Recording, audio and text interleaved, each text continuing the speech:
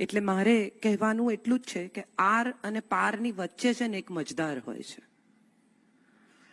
રાધા, રૂકમણી કે મીરા આ મજદારમાં જીવ્યા છે. ન આર ન પાર. આર ઉભા છે ને એ બધાને એમ છે કે પાર ક્યારે પહોંચીએ, અને જે પાર પહોંચી ગયા છે એને ખબર છે કે મજદાર કેમ ક્રોસ થાય છે. એ બાપુ જેવા છે. એમણે આ ગતિશીલતામાંથી પસાર થઈ અને એક એવી સ્થિરતા અપનાવી લીધી છે કે તમે બધા ખુરશીમાં બેઠા છો ને એ હિંચકામાં બેઠા છે. એમનો હિંચકો એમની ભીતરની ગતિશીલતા છે. એમણે આપણને સૌને ગતિશીલ કર્યા છે. આપણે સૌ ધતુરાના છોડમાંથી તુલસીના છોડમાં ક્યારે ટ્રાન્સફર થયા એની આપણને જ ખબર નથી રહી. એવા સમયમાંથી આપણે બધા પસાર થયા છીએ. અને એમની આજુબાજુ આખું વૃંદાવન છે જે વિશે એમને ખબર છે કે નહીં એમની મને ખબર નથી. સૌ એમના ચરણમાં પોતાની વાત મૂકી રહ્યા છે. ત્યારે મારે આ કહેવું છે કે મજધાર છે ને એ ગતિશીલતા છે, અને જે લોકો મજધારમાં ઊભા છે ને એ બધાની મજા એ છે કે એને ના આર જવું છે ના પાર જવું છે, એને પસાર થઈ જવું છે. You have to just cross. જયભાઈએ કહ્યું આનંદ કરો, દેવકીએ પોતાની વાત કરી, નિહલબેને પોતાની વાત કરી. મને શું મળ્યું છે ને એની વાત મેં ઘણી વાર કરી છે, પણ મેં શું આપ્યું છે ને એની મારે હવે વાત કરવી છે. હું જ્યાં ઊભી છું ને ત્યાંથી હવે મળ્યું છે એની વાત પૂરી થાય છે. મેં શું આપ્યું છે એની હવે ચર્ચા કરીએ. કારણ કે હવે જતા જતા આપણે એટલું કહેવાનું કે ભાઈ ગીઝરની સ્વિચ સમયસર બંધ કરજે, કપડાં ગમે તેમ લટકાવતો નહીં. હવે નીકળવાનો સમય છે, અને આ નીકળવાના સમયમાં સૂચના છેલ્લી હોય. આ છેલ્લી સૂચનાઓ મારા જીવન વિશેની શું છે એ મારે તમારી સાથે શેર કરવી છે. નિહલબેને કહ્યું કે કાજલે રસ્તો કંડાર્યો, કાંટાળા રસ્તા પર ચાલી. વાત સાચી. વાત એટલા માટે સાચી કે હું જ્યારે નીકળીને ત્યારે મારે ક્યાં જવું છે ને એની મને ખબર જ નહોતી. મેં નકશા ફેંકી દીધેલા. વિદ્રોહથી વિરોધ તરફનો પ્રવાસ બહુ ધીમો પણ બહુ મક્કમ રીતે પૂરો થયો. શરૂ વિદ્રોહથી કરેલું, અને હવે વિરોધ સુધી આવી છું. અને એ વિરોધમાં નમ્રતા ભળી છે, કારણ કે બાપુ છે. બાપુ શીખવે છે કે નમ્રતાથી વિરોધ કરવો, વિરોધ ચોક્કસ કરવો. ન ગમે એ કહેવાની છૂટ એમણે હંમેશા સૌને આપી છે, પણ એમની હાજરી જે એક એવું તત્વ છે કે તમે તમારી નમ્રતા છોડી ના શકો, કારણ કે એ એમની નમ્રતા નથી છોડતા. અને આપણે બધા જ્યાં ઊભા છીએ ને ત્યાંથી એ વિચારવાનું છે કે જીવનમાં શું આપી શકાય એમ છે, શું મળ્યું છે એનો હિસાબ તો બધા કરે જ છે. મારી જમીન છે, ભાગેશભાઈએ કહ્યું કે સૌથી ખરાબ વાક્ય શું છે, તો કે મારી જમીન છે. મને શું મળ્યું છે એનો હિસાબ તો થશે થતા, પણ મેં શું આપ્યું છે એનો હિસાબ એ છે કે મેં ગુજરાતભરની સ્ત્રીઓને એમની વાત કહેતી કરી છે. અવિનાશભાઈએ સ્ત્રીઓને ગાતી કરી, મેં બોલતી કરી છે. મને બહુ આનંદ છે એ વાતનો, અને હું ગૌરવપૂર્વક આ વાત કહું છું. મેં યંગ છોકરીઓને સાડી પહેરતી કરી છે.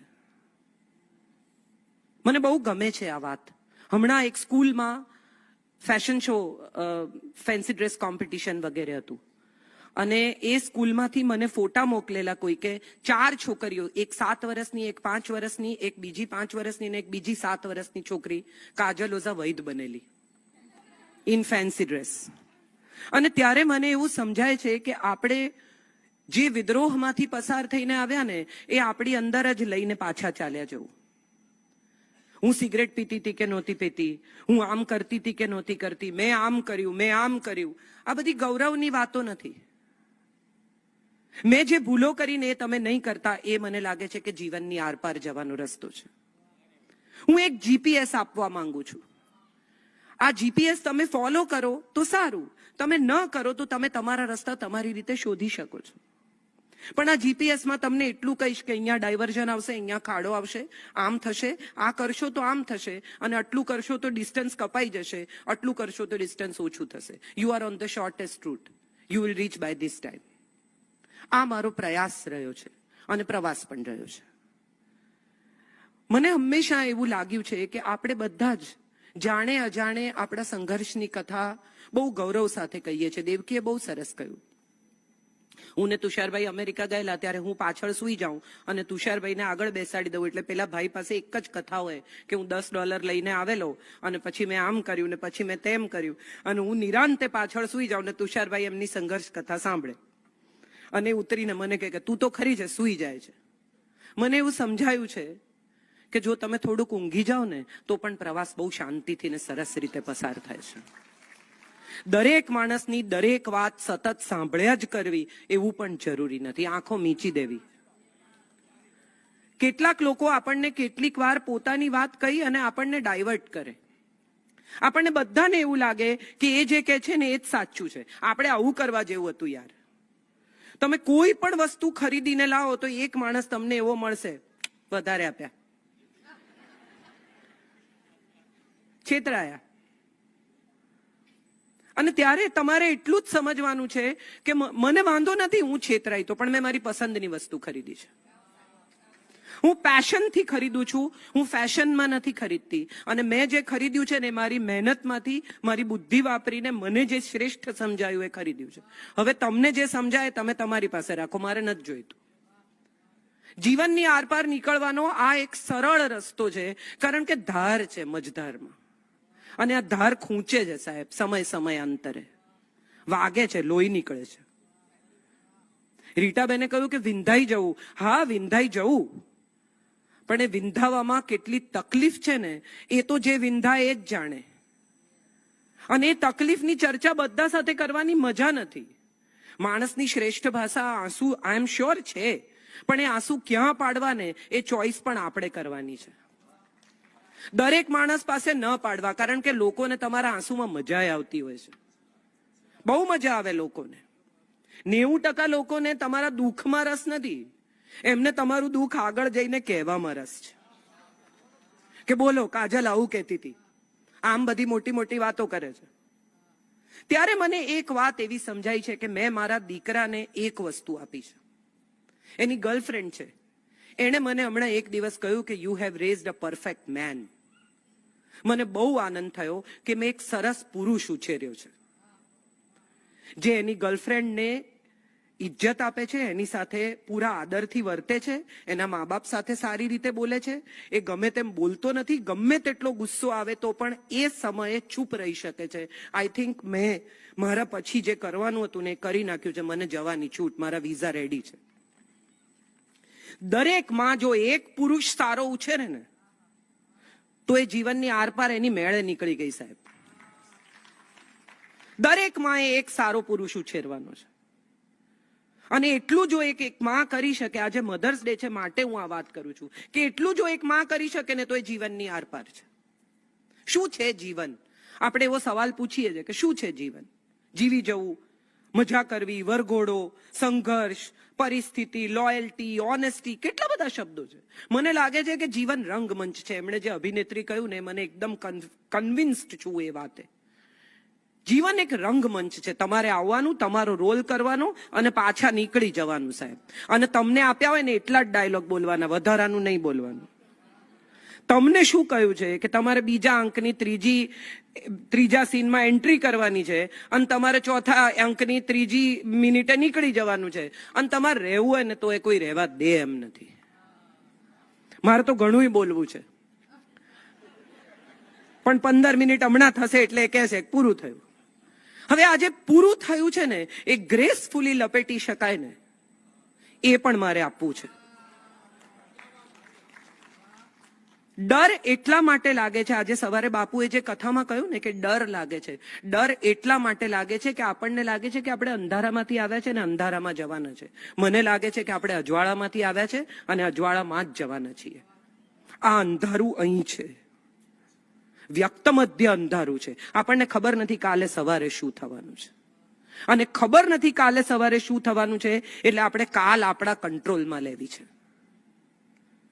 મને આવતીકાલે શું છે, અંકિતભાઈ મને કહો કેટલા વાગ્યાનો કાર્યક્રમ, કોણ આવશે, કોણ નહીં આવે, શું થશે, કોણ કેટલું બોલશે, બધું મને કંટ્રોલ કરવું છે. સૌથી મોટો સંઘર્ષ આ કંટ્રોલ કરવાનો છે. જાતને કંટ્રોલ નથી કરી શકતા અને ગામને કંટ્રોલ કરવા નીકળ્યા છીએ. બધાને કંટ્રોલ, હું કહું એમ થવું જોઈએ, હું બહુ પ્રિસાઇઝ છું, હું બહુ લોયલ છું, હું બહુ ઓનેસ્ટ છું, મને આ ન ગમે, મને આ ગમે. તમને શું ગમે છે અને શું નથી ગમતું એવું તમને કોઈએ ખરેખર પૂછ્યું છે? કે તમે તમારી મેળે જ કયા કરો છો? તમને કોઈ પૂછે તો કહો કે તમને શું ગમે છે અને શું નથી ગમતું. એ પણ જીવન છે. દરેક વખતે મારી જ આજુબાજુ બધું રચાય, હું કહું એટલું જ થાય, હું માનું એટલું જ કરવાનું, મારી માન્યતા, મારો અભિપ્રાય, અને બધું દ્રઢ, ઓપિનિયનેટેડ, મારી દ્રઢતા. મજા એ છે સાહેબ, કોઈને વિરુદ્ધમાં કશું જ નથી કહેતી, છતાંય મારે અહીંથી આ મંચ પરથી કહેવું છે કે ગાંધીજી જ્યારે સત્યના પ્રયોગો લખે ને ત્યારે એમને ચેન કાપીને વેચી હતી ને નિખાલસતા કહેવાય. પણ જો તમારો દીકરો તમને આવીને એમ કે મેં ચેન કાપીને વેચી છે તો એને 2 લાફા પડે. અમુક સફળતાઓ પછીની કબૂલાતો એ નિખાલસતા બની જતી હોય છે આપોઆપ. પણ ત્યાં સુધી પહોંચવાનો રસ્તો બહુ વિકટ છે. અને એ દરમિયાન કબૂલાતો કરવી, એ દરમિયાન નિખાલસતા રાખવી, એ દરમિયાન પ્રામાણિકતા રાખવી, એ હું મારા પછીની પેઢીને આપીને જાઉં છું કે પ્રવાસ દરમિયાન નિખાલસ રહેજો. પછી તો તમે પહોંચી જશો એટલે તમે જે કહેશો એ બધું લોકો સાંભળવાના જ છે. મારે મારા પછીની પેઢીને એ કહેવું છે કે તમારા પ્રવાસમાં પણ મજધારમાં ઉભા રહીને પણ નિખાલસ રહેજો, મજધારમાં ઉભા રહીને પણ પ્રામાણિક રહેજો. અને એક બહેન ગાડી શીખ્યા અને એમના વરને કહ્યું કે મને બીક લાગે છે, તો કે નીકળી જવાનું, એકવાર રસ્તા પર ચલાવીશ તો હિંમત આવી જશે. એટલે બેન નીકળ્યા, વરનો ફોન આવ્યો કે શું લાગે છે, મજા આવે છે? તો કે હું તો બરાબર જાઉં છું પણ મને લાગે છે બધા ઊંધા આવે છે. આમાં મજા એ છે કે સામા પ્રવાહે તરનારો બિચારો એકલો જ હોય છે, મજધારમાં પ્રવાહ તરફ જનારા બહુ બધા હોય છે. અને એમાં કંઈ કરવાનું હોતું નથી, તમારે ફ્લોટ જ કરવાનું હોય છે, તમને પ્રવાહ જ લઈ જશે. પણ જો તમારે ઊંધા જવું હોય, ધારા નહીં અને રાધા બનવું હોય, તો તમારે ઊંધા જવું પડે. અને ઊંધા જવા માટે તો અગેન્સ્ટ ધ કરંટ સ્વિમિંગ અઘરું જ છે સાહેબ. Thank you. Against the current swimming અઘરું જ છે સાહેબ. અને હું મારા પછીની પેઢીને એ કહેવા માંગુ છું કે પ્રવાહની દિશામાં નહીં તરતા, પ્રવાહની સામે તરજો, તમે મૂળ તરફ પહોંચશો. એ તરફ જજો જે તરફથી શરૂઆત થાય છે, એ તરફ જજો જ્યાં બેસિક છે. અને બેસિક શું છે? બેસિક આપણો વારસો છે, સંસ્કાર છે, બેઝિક વડીલોના આદર છે, બેઝિક જોઈન્ટ ફેમિલી છે. મારા ઘરમાં હું આટલું ફરી શકી, રખડી શકી, કામ કરી શકી કારણ કે ઓલવેઝ મમ્મી હતા તથાગતની કાળજી લેવા. મને ખબર હતી કે મારાથી વધુ સારી રીતે રાખશે. એમણે એમના દીકરાને ઉછેર્યો છે તો મારા દીકરાને નહીં ઉછેરે. સો આ પણ એક બહુ મહત્વનું છે કે આપણે આપણા મૂળ તરફ પાછા જવાનું છે. આપણે આધુનિકતાનું યુદ્ધ લડીએ, આપણે આધુનિક કપડાં પહેરીએ, આપણે આધુનિક વિચારીએ, બધું ચાલે. પણ એ આધુનિકતા એ કોઈ પશ્ચિમથી આવેલી આધુનિકતા નથી, કારણ કે આપણે ત્યાં તો ગાર્ગી વર્ષોથી હતી સાહેબ. એણે યાજ્ઞવલ્ક્યને રોકીને પૂછ્યું કે તમે કેવી રીતે નક્કી કર્યું કે તમે શ્રેષ્ઠ છો? હું પ્રશ્ન પૂછીશ. અને ઉત્તમ સંવાદ છે. ગાર્ગી યાજ્ઞવલ્ક્યનો સંવાદ એ ઉત્તમ સંવાદ છે. 21 વર્ષની વચકનુ ઋષિની દીકરી સવાલો પૂછે છે અને યાજ્ઞવલ્ક્ય જેવો ઋષિ જવાબ આપે છે. હું ફરી જ્યાંથી આવી ત્યાંથી જ શરૂ કરું છું કે નમ્રતા એ જ્ઞાન સાથે અનિવાર્યપણે પેકેજમાં આવતી ડીલ છે. જો નમ્રતા નહીં હોય તો જ્ઞાન નકામું છે. મારે મારા પછીની પેઢીને એ કહેવું છે કે ગમે તેટલા મોડર્ન હો, ગમે તેટલા જ્ઞાની હો, ગમે તેટલું આવડતું હોય, તમારી પાસે ગમે તેટલા સંઘર્ષની કથાઓ હોય, એ બધા પછી નમ્ર રહેજો, કારણ કે તમને જે મળ્યું છે ને એ બહુ શ્રેષ્ઠ છે અને એને તમે લાયક નથી એવું ઉપરવાળાને ખબર છે. એને ખબર છે કે તમે એને લાયક નથી, માટે નીચું જોઈ એને પ્રણામ કરી અને થેન્ક યુ કહેજો, કારણ કે અંદર જતા ભિખારી ને બહાર બેઠેલા ભિખારીમાં બહુ ફેર નથી. મારે મારા પછીની પેઢીને કહેવું છે કે આભાર માનજો. જે મળે, જે તમે પામો, જે તમે બનો, જે તમે કરી શકો, એ દરેક વાતનો આભાર માનજો, કારણ કે તમને જે મળ્યું છે ને એ દેશની હજારો સ્ત્રીઓને નથી મળ્યું. હું અહીં ઊભી રહીને બોલી શકું છું, એ છૂટ મને મળી છે. આ આવું તેજસ્વી વ્યક્તિત્વ મને સાંભળે એનાથી વધારે હું ઈશ્વર પાસે માંગી શું શકું? આપણી માંગવાનું લિસ્ટ તો કદી પૂરું જ નથી થતું. સો છેલ્લી વાત જે મારે કહેવી છે એટલી જ કહેવી છે કે તમે છો એ જ શ્રેષ્ઠ છો. એમણે કહ્યું કોઈની સાથે સરખામણી નહીં કરતા. મારે એવું કહેવું છે કે કોઈ જેવા બનવાનો પ્રયત્ન પણ નહીં કરતા. તમે છો. અને એ નક્કી ઈશ્વરે કર્યું છે, કારણ કે બધાની ફિંગરપ્રિન્ટ એને જુદી આપી છે. એને સૌને જુદા બનાવવાનો નિશ્ચય કર્યો છે સાહેબ. તો જુદા રહો ને, શું કામ કોક જેવા થવું છે? એણે નક્કી કર્યું છે કે તમને જુદા બનાવે. હું જુદી છું, હું જુદી રહેવા માંગુ છું. અને જીવનની આરપાર તો જ જઈ શકશો જો બીજા જેવા નહીં થાવ, કારણ કે તમારું ને એનું જીવન એક નથી. હું છું, હું મારા સંઘર્ષમાંથી પસાર થઈ છું, એના સંઘર્ષમાંથી પસાર થઈ છે. એ મારો સંઘર્ષ નહીં લઈ શકે, હું એનો નહીં લઈ શકું.